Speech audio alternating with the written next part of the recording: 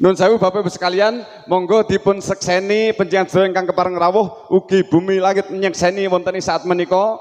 Kula badhe medharaken hajatipun sedaya warga Banjarjo khususipun saking kadang-kadang anggota banyak katon makmur lan sedaya warga ingkang sampun keparuh ingkang domisili wonten Banjarjo menika. Detik menika saat menika badhe ngikraraken wontenipun nggih menika luaran adan wonten ing ratri menika. Bismillahirrahmanirrahim.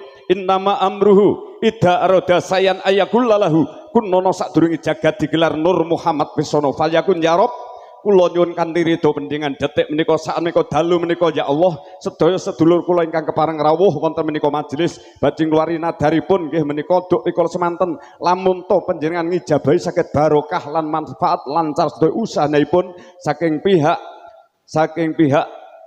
menika banyak katon makmur lan sedaya warga wonten iki badhe ngontenaken barokah tasakuran mangotenaken pengaosan wonten latin menika gandeng menika sampun kasembadan dipun wujudaken muni saged sineksanen bumi langit saijinipun lan panjenengan saged maringi sedaya adet yen menipun dados kas amalan ingkang kasan dalem menika kula luwari ngantos sak paripunipun ya Allah. Bismillahirrahmanirrahim. Allahumma sholli ala sayyidina Muhammad. Allahumma sholli ala sayyidina Muhammad. Allahumma sholli ala sayyidina Muhammad.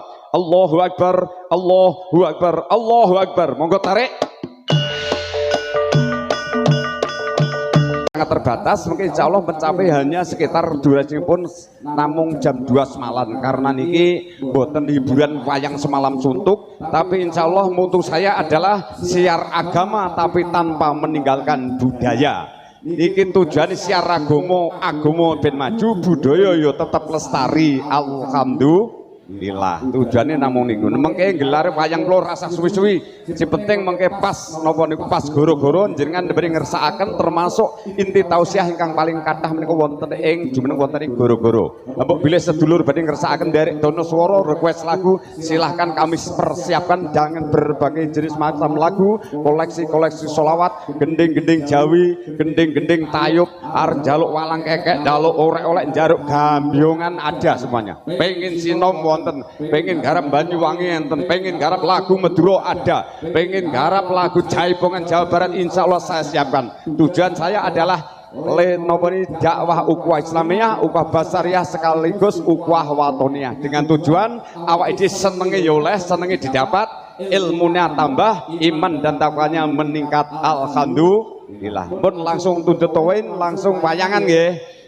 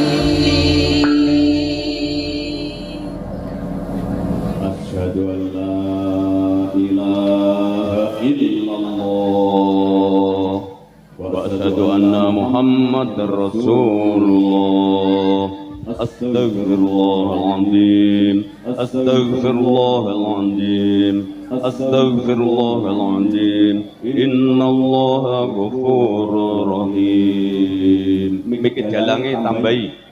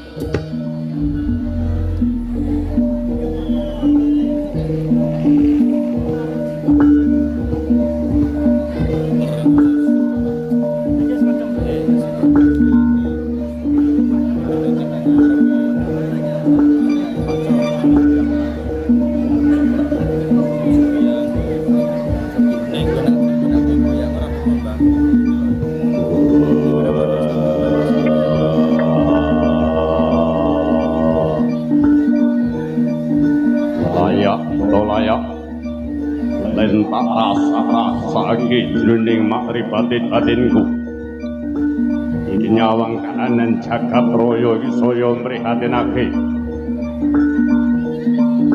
akeh titah padha bubrah padha tungkrah padha pecah belah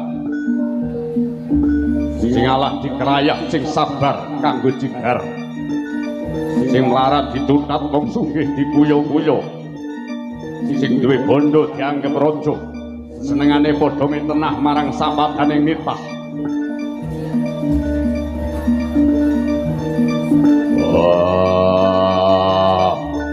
Wong donya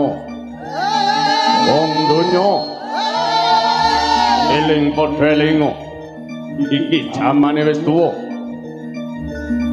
mumpung isih ana dina aja mung padha semaya anggar lan masjid ayo ndang disaba atekno dawe agama rungkemono dawe Gusti Kang Maha Kuwasa salat 5 waktu ndang lakonana jalaran kuwi kanggo sangune besok yen lunga sangu lunga dudu bondo dudu donya nanging iman sarta kang utama wong Sri Katon Katon. Padha gatekno sing nganggo jilbab sing kuplukan lan sing nganggo dangkon. Elinga dina iki malem Rebo Kliwon. Jemah iki. Malam Jemah iki. Tapi kliwone bener to. Eling ku cek main yang bluru ae. Wah. Wong Sri Katon. Elinga dina iki malem Jemah Kliwon. Yen pengen selamat uripmu, wektune aja mentekmu jagungan kanggo cangkrokan lan kanggo guyon. Ayo bebarengan manembah sujud Gusti kabeh carane madhep kulon.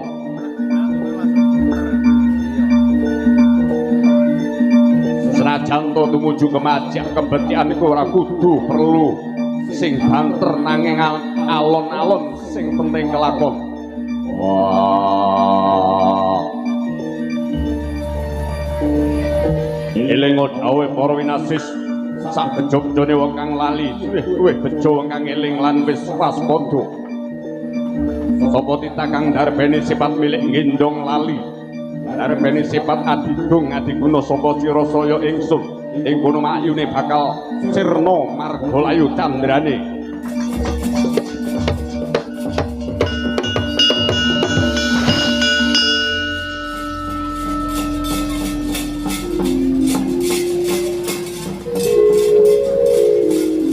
Kagyatri sang kapirangmu rinanggul kinempit kempit usang retnaning bawana yo kitu kang walang ati yo kitu kang kudu dari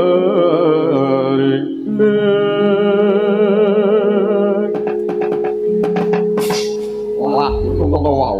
Kagiat ari sang kapirang wanage punika to yen Kinandra saking Mandrawa satriya panenggaing Pandhawa kang kekasih yang Raden Werkudara manungsa kang sekti mandra kula pilih tanding lamuta Kinandra ing kono kagungan darbek sifat sekti tanpa aji sugih tanpa bondo menang tanpa ngasorake luruk tanpa bolo. Ora mukal Satya Jodipati Raden Werkudara satya sing pilih tanding senajan ora bisa basa nanging kebaing tata krama lan trapsila. Kagyat Raden Werkudara arsa matekaji Pancandriya netra menteleng manceng mandeng putih grana mekek babakan wasa manunggalake jonggolan mustaka sikil gedruk Bantala uncat arsa nyirep Sukerta ing Jagatraya candrane.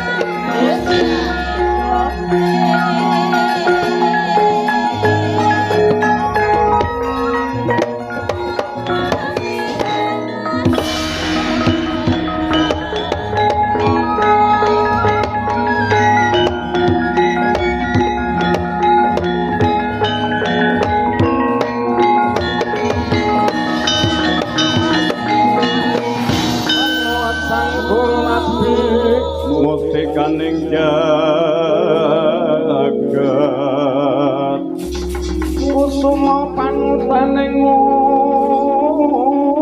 umat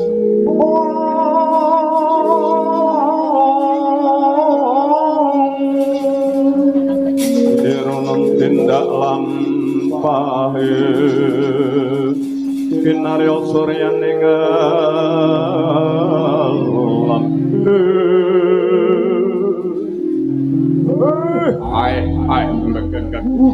Gak mel satulito Dara kula Puntadewa kula pun Semar ngaturaken sembah pangabekti kula kunjuk wonten ngarsanipun para putra Pandhawa Ndara Puntadewa.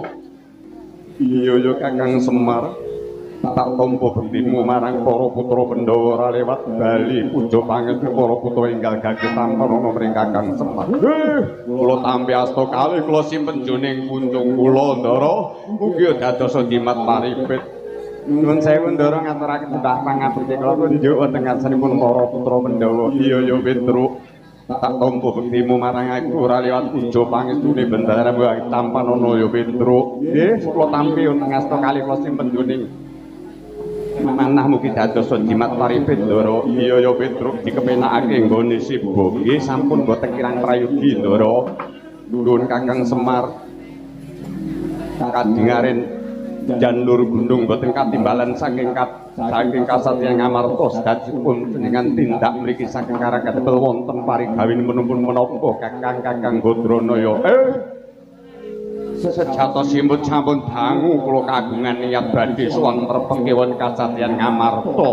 Ndara ning nembe saat detik dalu menika kula saged rawuh wonten ing Ngamarta mboten sanes sepindah. Sowan kula mriku badhe ningali kawinjengan para putra-putra Pandhawa. Kaping kalihipun gandeng menika wonten wigati Ndara. Dinten menika kula nyuwun nembe ketiwasan nembe sungkawa. Wonten ing lalatan Kadang Karang Kadempel menika kula ngantos gumun setahun jembleng serendeng lari-lari wonten Kahalang Kadempel saniku sami dados lari sing padha bubrah padha duraka. Sami wani marang wong tuwa Wasangka sopan santun andhap asor kabeh padha mboten kedunungan krana mboten wonten dasaring ilmu agama. Mila saking menika kula nyuwun kanthi ridho panjenengan Ndara mbok bilih wonten keparangipun gandeng sungkawane manah kula menika sepindah menika ping kalihipun ugi nembe nandhang pagebluk Mayangkara wonten Karang Kadempel menika sedaya kawula sami jerit nandhang Papa Cinaka kathah ingkang enjinge sakit sontenipun duminipun pejah dene menawi sontenipun menika gerah menika enjangipun duminipun pralaya kanthi menika mbok bilih menika sampun wujud bendunipun Pangeran Gusti Ajawajalah paring bendu marang titah jarma manungsa mbok bilih saking kathahipun dosa-dosa ingkang dipun sandhang mila saking menika sirping prahara pagluk Mayangkara menika wonten Karang Kadempel kula niat badhe bangun umat wonten ing desa wonten ing kademan kula Karang Kadempel sinuwun bendara kula wonten ing Ngamarta mbok bilih wonten keparengipun dinten menika kula badhe ngampil senjatanipun piandelipun para putra Pandhawa inggih menika Kang Tesulih Hyang Jamus Kalimasada. Mbok bilih namung sarana menika saged walaya temanjati jati penemah walaya sedaya kabeh kulawarga wonten ing Karang Kadempel saged dados ingkang ayem tentrem sakinah mawaddah baltatun nggo oyi batun barobur ngobur. Mbok bilih wonten keparenganipun menika kados pundi miturut pamanggih panjenengan kepareng napa mboten Ndara Pandhawa? Iya ya Kakang Semar. Aku kae mutan senajan to jaman kaya mangkene kok ijo ana wong tuwa mikirake marang para putra wayah.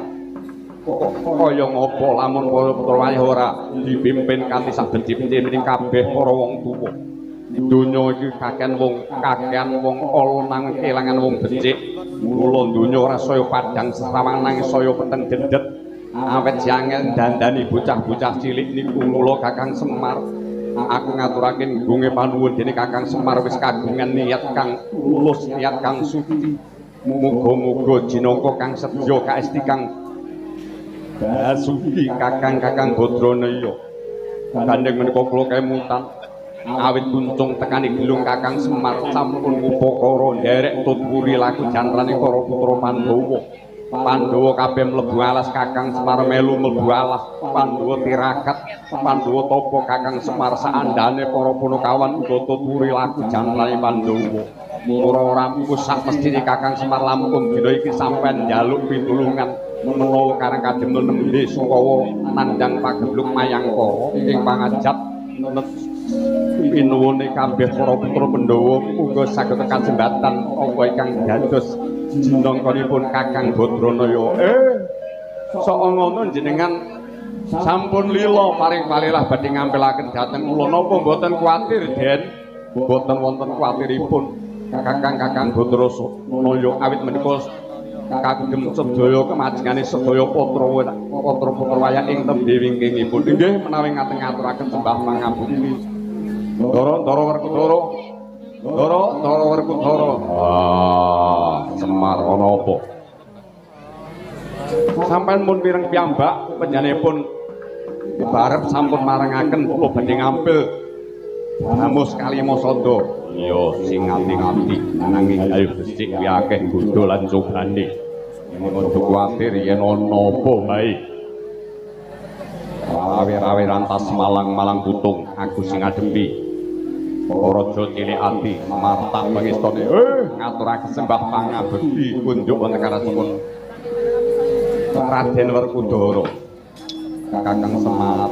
Wonten dawuh Ndara sajak iki bakal ana krawatan sing tanpa tak aturi. Mulai diperpengke Kakang Semar dina iki coba sampeyan lenggahipun marang sing tiba. Oh inggih monggo ipan dipun pertani menika tamu nggih dipun perpengke.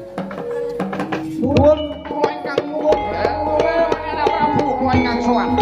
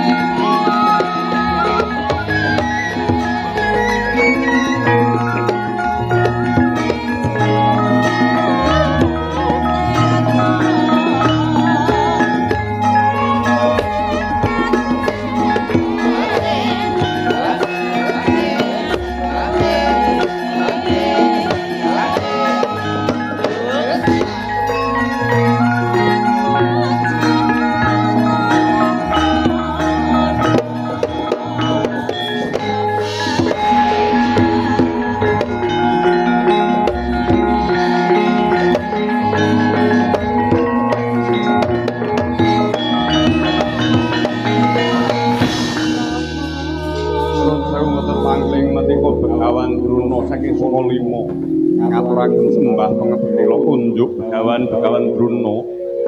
Oleh sumala lempri gantil dawa buntute alas dadi wana-wana dadi walas. Kali junte sapa sing gawe cokrek hawala. Iya ya ngger anak Prabu. Anak-anakku para Pandhawa kabeh tak tampa bektimu marang pun Begawan Sukalima. Prelewat puja mangestuning pun Begawan wae ageng kalto panono ngger anak Prabu Pandhawa. Kula tampi asta kali Begawan kula simpen juning manah dados Dimas Paripit. Iya ya syukur bake. Ngaturaken sembah pangabekti kula Retyanapati sing pundi. Nggih sinuwun anak Prabu. Kula tampi bekti panjenengan kula simpen jroning manah dados Dimas Paripit. Dipun sekitaken Retyanapati teng pundi. Nggih sampun kurang boten kirang sekita. Nuwun Begawan Druna. Ana apa nggih anak Prabu? Jandur gunung kadingaren dengan kersa tindak wonten kasatriyan ngamarta sedatipun wonten parigawe menapa kok mboten wonten cetala saderengipun. Ngene ya nggih anak Prabu. Menawa dina iki aku ora mung jejering pendhita, ora mung jejere Begawan. Ning aku iki utusaning ratu. Dinutus maring Ratu Daryudana wonten ing negara Ngastina. Ger anak Prabu. Dina iki menawa Ngastina kuwi nembe kateman pagebluk Mayangkara. Dina iki wong Ngastina kabeh kawula padha njerit. Sing wong tani padha gagal pangen, akeh wong lelara. Akeh mala, akeh homo sinandur, akeh homo padha ora panen. Kepara apa iki kabeh sarwa mundhak. Nandur angele setengah mati. Ora gelem masuk glondhong pengareng-areng menyang keprabon Ngastina. Kabeh kawula padha mbadal. Yen esuk kena lara sore tekane mati. Yen sorene padha nantang lara esuke tekane seda. Lan barengi sangka iku, Nger, kabeh jerite padha kawula iki ngaru tampung sak papan-papan ana ing Ngastina. Isine mung sambat perkara pajek mundhak, Prabu angel golekane tur larang pisan. BBM ya mundhak, sembako mundhak, wong tani agak regane malah jeblok. Lah iki sing dadi PR kuwi Nger, anak Prabu. Lah dina iki ana salah sawijining dina kula tinutus timbalan karo Sinuwun Prabu Daryudana. Menawa sawise aku meditasi ana salah sawijining guwa kang wingit, aku lagi nampa wangsit ana swara tanpa rupa isine wangsit Nger, anak-anak Pandhawa. Ngastina ora bakal temah waluya temah jati jati temah waluya sangka waring pagebluk ki lamun to ora sinengkeran pusaka kang asilih Jamus Kalimasa daya piandele kabeh anak Prabu ning Ngamarta ya anak Prabu Pandhawa. Iya saking menika Nger, sepindah kula matur kula niku namung boten namung jejering Begawan nanging kula niku utusaning ratu. Sowan kula mriki badhe ngambil pusaka namine Diyang Jamus Kalimasa. Mengke mbok pilih sampun waluya temah jati-jati temah waluya wonten ing kabeh kawula Ngastina badhe kula pangsuhaken. Bakal taulihne ya Raja Kuwatir. Nah iki munggo penemu piye Nger anak-anak Prabu Pandhawa. Lepat nyuwun pangapunten Pak Begawan Druna. Loh, napa anggone lepate ning ndi? Awit sawetawis menika kalebu jejering satriya ingkang kedah netepi jebahan. Satriya menika kenging damel patuladan. Mboten kenek ngucap sarwa marpa yen mboten tundhuh lisan kaliyan atine. Kabeh para pinten nyebutake salamatul insan min iblisan. Maknane slamete manusa sepisan ana lisan. Gandeng kula jendele satriya ing Ngamarta. Sampun kula aturaken. Sakderengipun panjenengan rawuh menika sampun wonten tamu inggih menika panjenenganipun Kakang Semar kang injil saking Laladan Karangkadem. Wonten ing saat menika ugi Kakang Semar nembe nandhang Sukawa Karangkadem sedaya kawula nandhang Papa Tintaka nembe ing pagebluk Mayangkara. Kanthi menika sawetawis Jamus Kalimasa menika sampun kula wulengaken kula ampelaken dumateng Kakang Semar. Kakang Semar mriki kaliyan punakawan kang nami Petruk ya kantong bolong. Ladalah. Wah, wis ketrucut iki. Ini Nger anak Prabu. Ya kena wis kebacut. Ning sing perlu dipikir Nger anak Prabu. Sampeyan cara panguasane ning Ngamarta kuwi ateges ban sindit ban siladan. Lah, dina iki yen iso oleh ora oleh entuk ora entuk taudo paripeksa. Jamus Kalimasa kudu tak boyong menyang Ngastina. Saiki mu dipikir Nger anak Prabu. Semar kuwi sapa? Semar kuwi wong cilik wong klangkle nunggue mung dingklik. Semar kuwi wong pelaran 17 derajate sudra pidak pejaraan. Bebasane kere munggah bali derajate namung keset utawa gedibal. Labu-labute Semar ki apa marang Ngamarta? Aku iki utusane ratu, utusane Nalendra, ora wong sembarangan. Gene kowe malah mulungake marang wong sing larat 17 kaya Kakang Semar.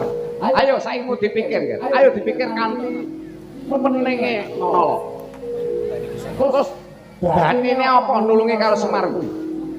Semar kuwi derajate mung ketibak. Loro pangapunten tidak boleh. Begawan Druna. Sampun duduk wonten ing lair lan batin kula. Kakang Semar menika boten kirang labu-labutipun kaliyan Pandhawa. Wiwit tentung abidakan ing gulung. Kakang Semar menapa kemawon. saged ngomong kabeh para putra-putra Pandhawa kasunyatani sedaya adik-adik kula Pandhawa dados putra ingkang apa-apa ugi ketara padha sekti mandra wina anang gane menika sampun kebacut sampun aturaken dumateng Kakang Semar menika kawula sumanggaken wonten asta panjenengan nyuwun sewu nyanaturaken dumateng Suwun Prabu Duryudana ingkang Cina bilih jamus kaliwasada sampun kebacut kula pasrahaken dumateng Kakang Semar Kakang Duryudana. Ladala. Ger, Rekyana Pantih. Wonten dawuh wae Gundel. Iki ya mong aja mong meneh ayo iki wangi. Bujuken iki. Bujuken piye carane supaya kabeh anak-anak Pandhawa iku mulungake. Lah nek ora mulungake arep ya kudu diuda paripeksa. Ya terus kula kedah kados. Mangkate bareng ya sak orarane ya enek kontribusi lah. Tolong diri. Nuwun nggih, sinuwun. Ger anak Prabu Puntadewa. Monggo sakniku dipun galih, Ger. Mbok pilih panjenengan kersa ndhawuh ataripun Pak Ninggondel. Gane Drona niku sampean penak, pun kepenak. Sampean njaluk Prabiya hadiah napa kemawon saking Suwun Prabu Duryudana pun komplit dipun fasilitasi samu barangi. Jenengan pengin dibangune napa mawon nek karang katempo dibangun sarwa mewah apa wae bakal diwujudake. Kowe yen kepengin apa wae bakal kasembadan ora rasah nyambut gawe sing rekoso ning cukup matur wae lantaran aku tak kunjukake wonten ngasanipun Prabu Duryudana ing ngesti. Kepindah malih Rekyana Patih Harya Sengkuni. Kepindah lepat nuwun pangapunten kanthi menika sampun kedarung dados utapane ketunduk kaliyan wonten ing batos kula. Kepindah malih kula nyuwun pangapunten ingkang saageng ageng. Bapak wis ora kenek Kyai. Njur piye iki? Njur piye? Njur kula simatur. Nuwun sewu, sinuwun. Kula nyuwun wedal sak watawis mawon. Bareng kula rasak-rasakne niku kuping kula saya panas, dada kula saya ampek. Krungu ature Pendhita Durna. Iya ya Petruk. Duga tansah diwo. Ngati-ngati aja kongsi Pun beres.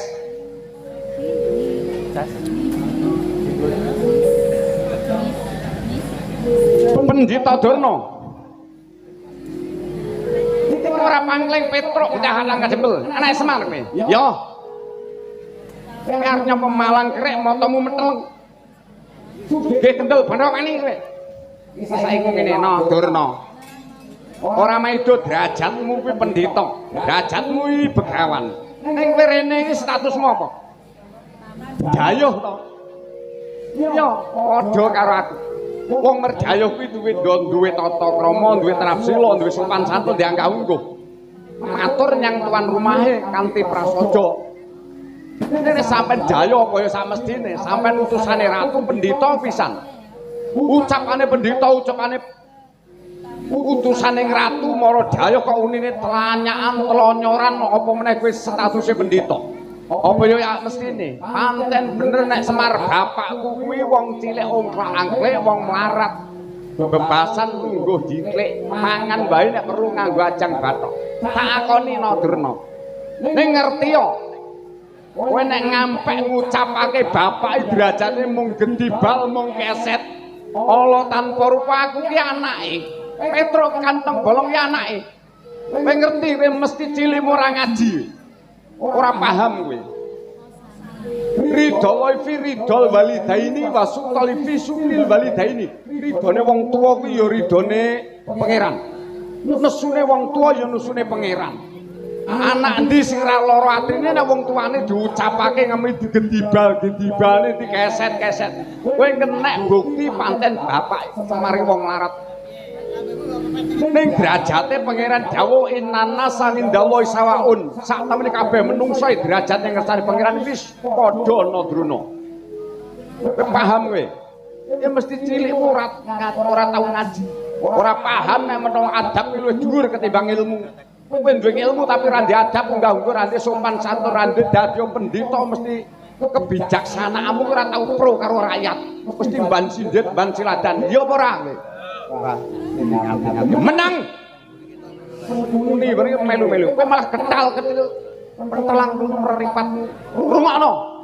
Ora ngerti anake Semar sapa Petruk iki. Mbok aku wedi kowe Kurawa kabeh. Bolomu mahewu kono. Nyapa merjaya wong loro cukup kabeh ning jaba pendopo kaya padha nggo bendera nggo rontek arep demo nyang ndi kae. Anggepmu apa? Ayo.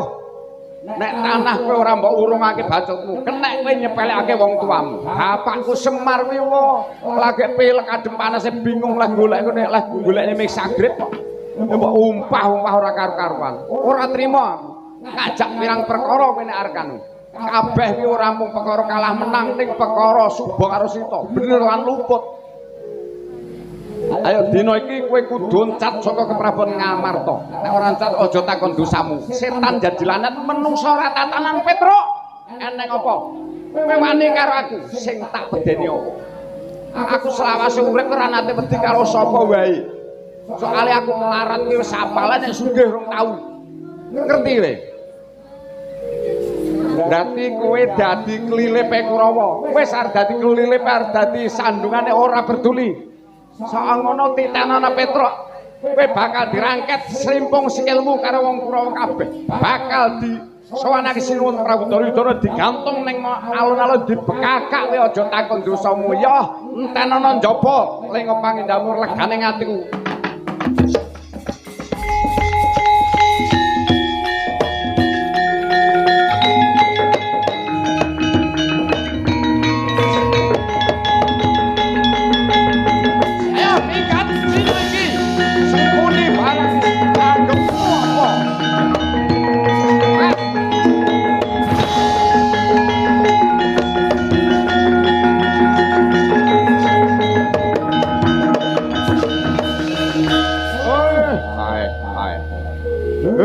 Menika kados pundi Ndara kriwikan dadi grojogan. Lah mengke kados pundi anak kula Petruk niku mengke nek dicempalani keroyok wong Kurawa kabeh. Wah, Semar aja nilai ati. Pancen kaya mawi gayuh kebecikan sak piye menungso akeh sing ora seneng. Akeh cobane lan akeh godane. Bos menika kados pundi? Kakang Semar gandhe menika sawetara monggo ingkang dibunjung putrane Puno kawan Petruk mungkin ndak boten pasulayan wonten ing sangajengipun Regol Kasatriyan Ngamarta. Kanthi menika sebab pilih kula badhe ngersakaken madhal pasilan nyuwun pamit nyuwun bekah pangestunipun sinuwun mugi-mugi kasembatan menapa ingkang dados sedya kula. Iya Kakang Semar sun pangestoni. Duga-duga aja ngati-ngati aja kongsi aja kaya bocah cilik pun pangestoni Kakang Semar. Nggih kepareng nyuwun pamit sinuwun.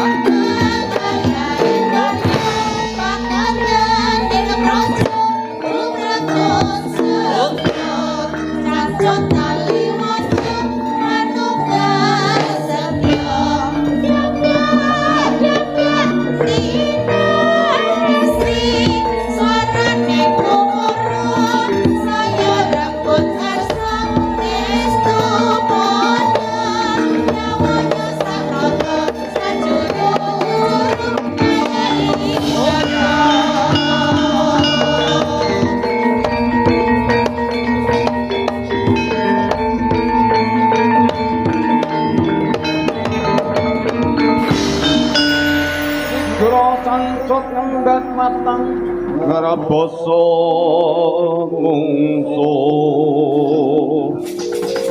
lantaran bau sayapni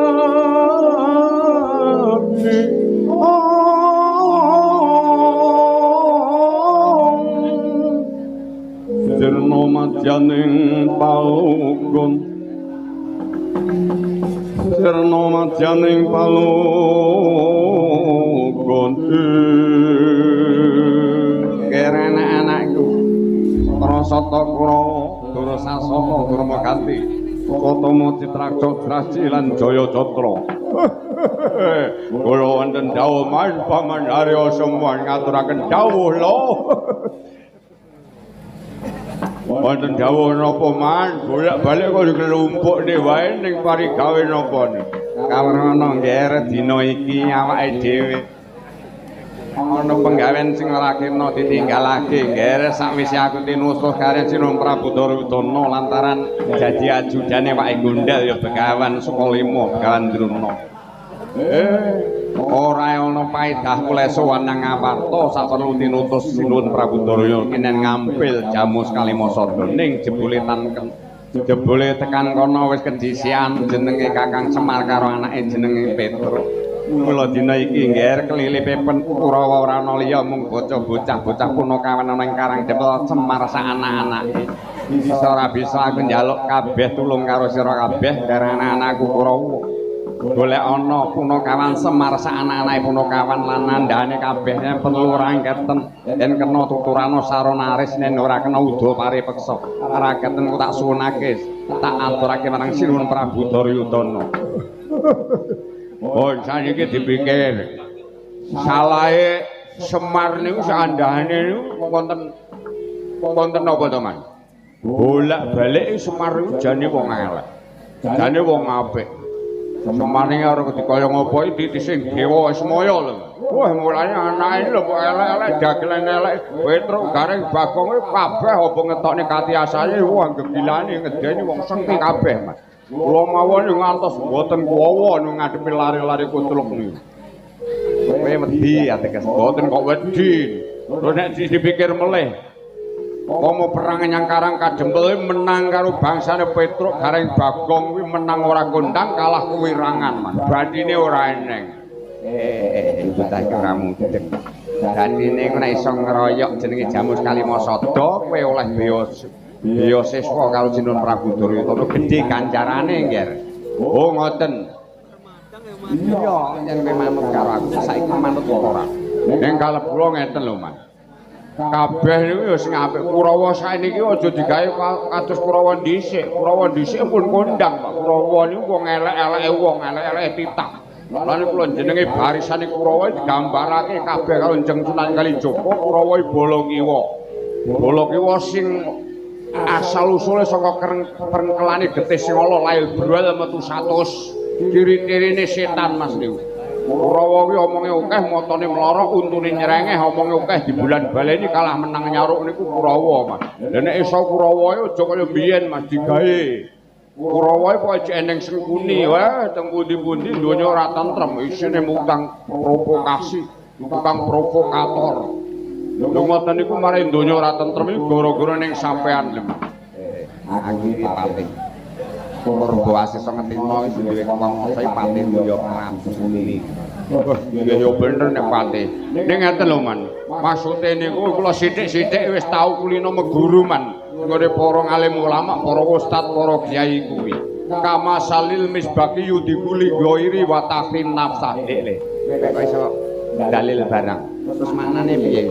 Maknane kuwi bebasan dimar kang murup iso madangi tangga teparo ning awake dhewe gosong mereng. Sampeyan iso ngomong iki padha karo dadi patih jarkone iso ngajar ning ora iso nglakoni angele ning kene iki Man. Mulane kudu diati-ati Man. Kanggo wong tuwa iki sampeyan pepatih wakil presiden sangestina lho Man. Sampeyan kanggo kiblate manembah sampeyan patih wae tumindake kaya ngono kaya ngopo kawulane. Nek kawula polahane mboten karuan tumindake elek iku aja maido marang kawulane ning sampean muka sabah mawas diri introspeksi diri yen pemimpine wae kaya ngono njroya apa kalunane wis sak mestine yen bocah Kurawa isine sak nggon-nggon nyitak mala gaene mung dem-deman ngalor ngidul mulak mala yen dituturi malah kleru tangga iki cah Kurawa Man rena weli senengane ngalor ngidul ngemboli remi bolengi kirik. Nek diterus-terusne kaya ngene dadi apa men jagat iki? Wis. Aja akeh-akeh. Aku isin nek mbok beber wirangku ning Banjarjo kene. Aja bacut-bacut apa sing gati nger anak-anak Kurawa kowe dina iki sanggup ora gawe Karang Abang Karang Kadempel. Pripun malih wong wis Purba Asisa kalah menang ya penting budal mawon. Ini yang mau manut. Wis gar anakku Swatama. Sendika wonten dawuh paman-paman Harya Suma. Aja ngatekne saur manuke kabeh kakang-kakangamu para Kurawa kuwi nggih. Budal dina aku pun pengestoni nggih bocah carangan Swatama. Budal njaba sepitan kabeh para kawula, para nayaka kabeh padha nglumpukna sepitan turun bendhe pisan supaya dandan ping pindhone klumpuk ping telune budal nggih gecak perang marang kademangane Karang Kadempel Karang Semarya Karang Kadempel nuwun sendika paman Harya Sumuwun kalumet dalam pasilan badhe nyuwun pamit. Iya nggih bocah carangan tak pengestoni ngati-ngati aja kongsi keri. Sendika paman.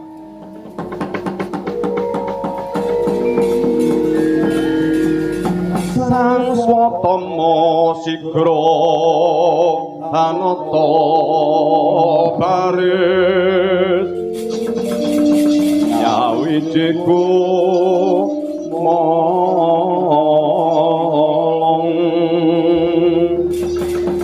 jam jadam pya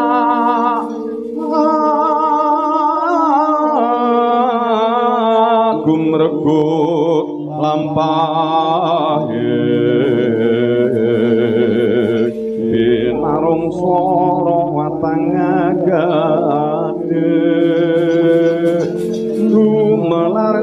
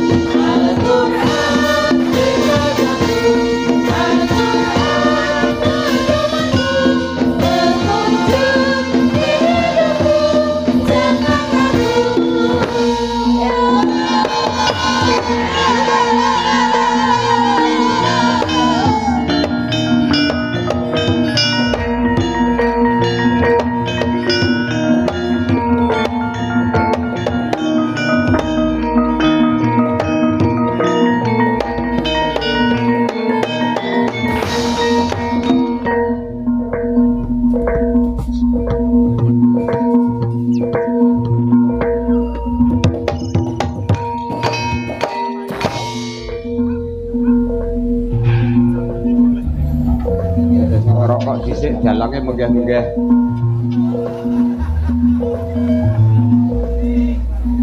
Dalange menggah-menggah.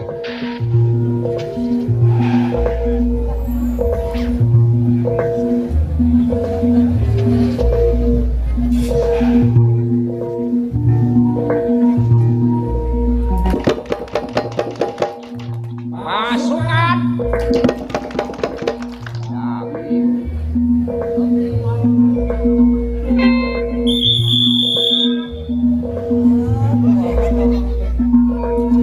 Wah, tukang sumprit budek iki.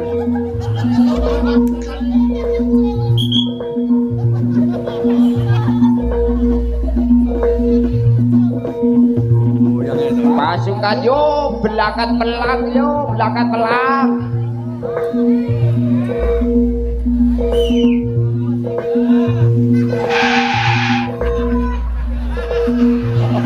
Wayang milenial Mario Enpek.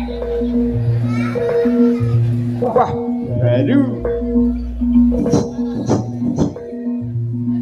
Coba dulu.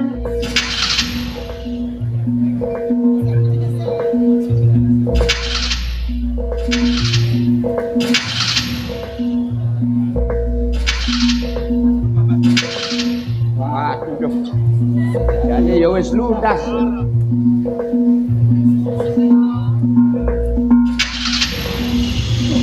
Suaranya kayak genset.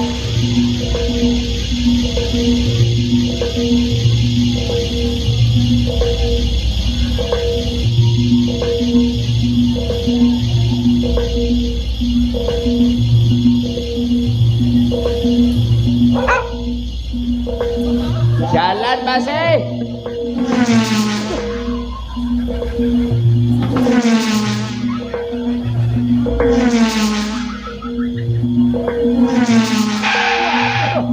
Jalannya lewat Banjar itu kok gerutalan kaya begini. Balik betul pulau.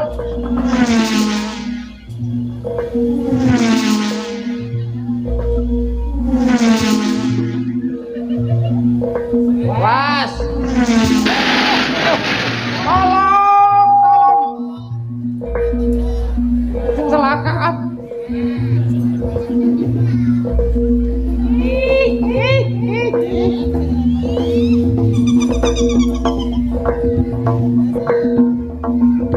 Wes, metu demit-demit.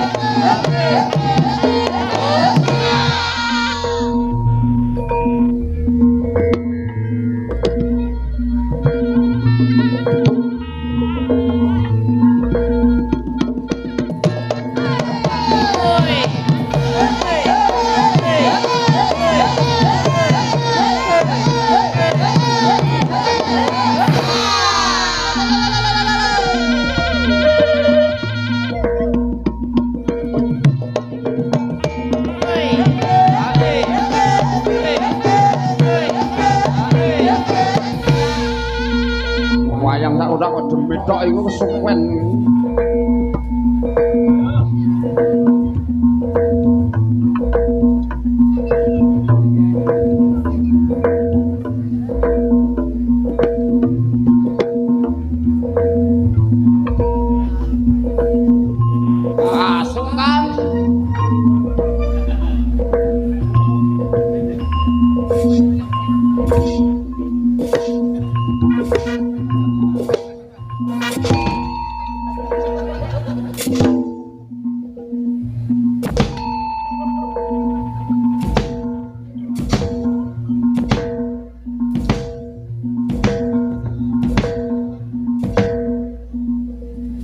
Kaya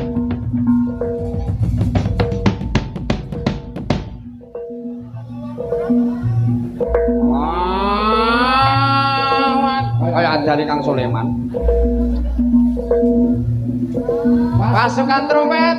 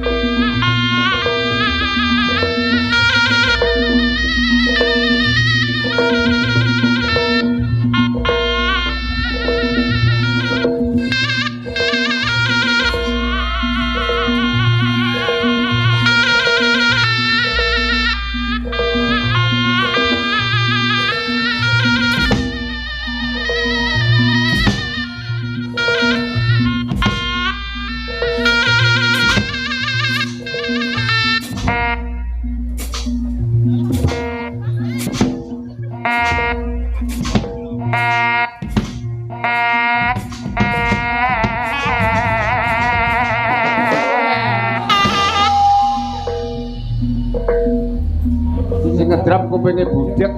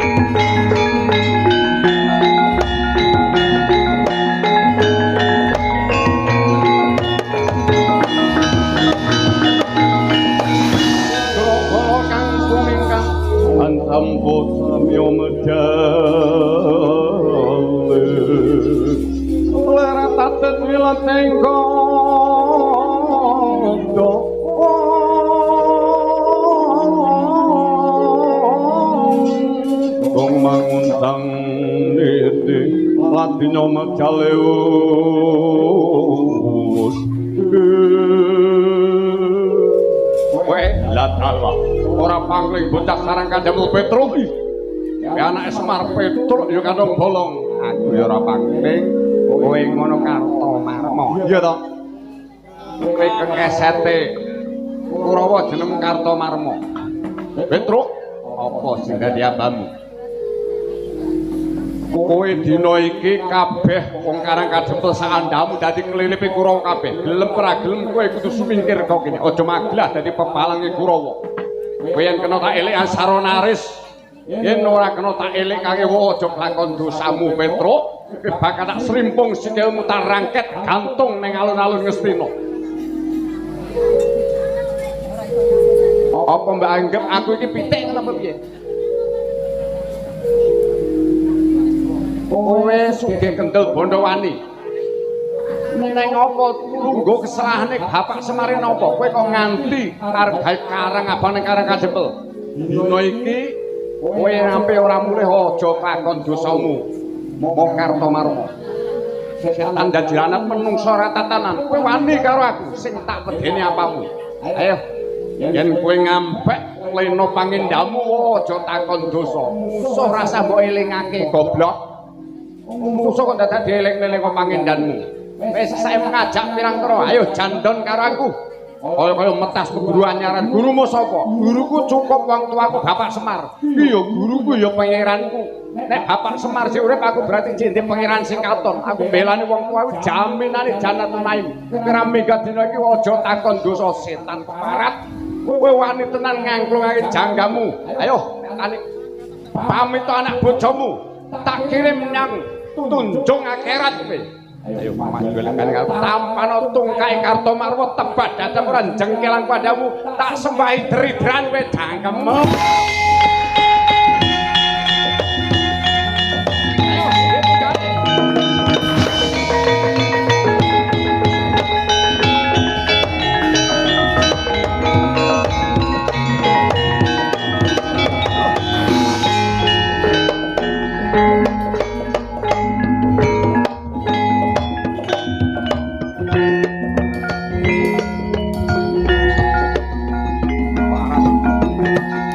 Ayo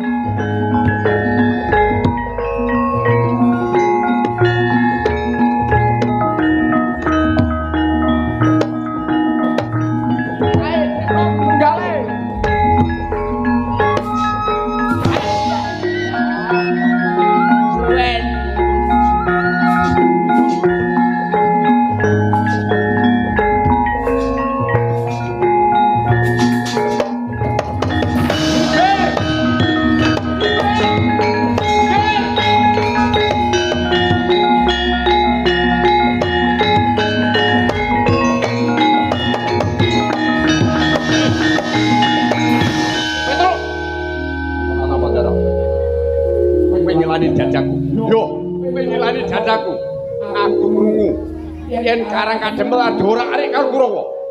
Dina kowe kok ora aweh pawarta. Kowe ora ngerti kowe nilai jajang. Yen ngampek Karang Kadempel gawe Karang Abang aku ora trima.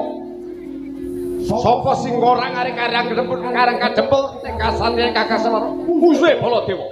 Ayo musuhe cek ora. Enten iki karek bangsane Rasa karo Dahono. Para Minawa. Musuhe buta. Butane oke wae saiki. Kathah kuwatir. Sok neh yen apa wae. Kandha marang aku. Tak trajange. Sing gawe Karang Abang gawe geger ning Karang Kadempel.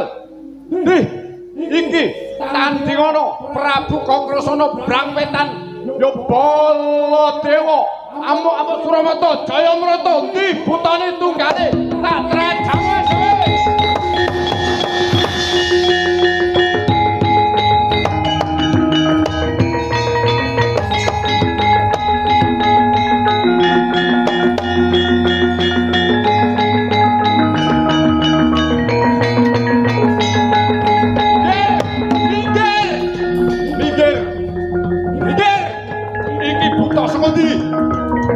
Buta saka ndi? Heh. Ayo, ayo. Bojleng mles lan Mas Patek Kalalodra Rata Dewaku. Piye ora sang nganggo bojleng-bojleng, wektune wis bengi. Iki buta saka ndi? Buta saka ndi? Ngene gawe geger ning desa kene. Banjarjo iki gone wong becik kabeh men gawe onaring desa kene aja lakon dosa kowe. Tampal tungkae. Wah, satriya ora bangsa iki kok krasana. Ajakmu satriya ning kowe. Aturmu kasar ora mekakak. Widung pacing kelumprat apa kira aku wedi karo kowe, ha? Leno panggilamu. Satriya Kala Dewa tak andak tak junjung gaglak limpamu aja takon piye.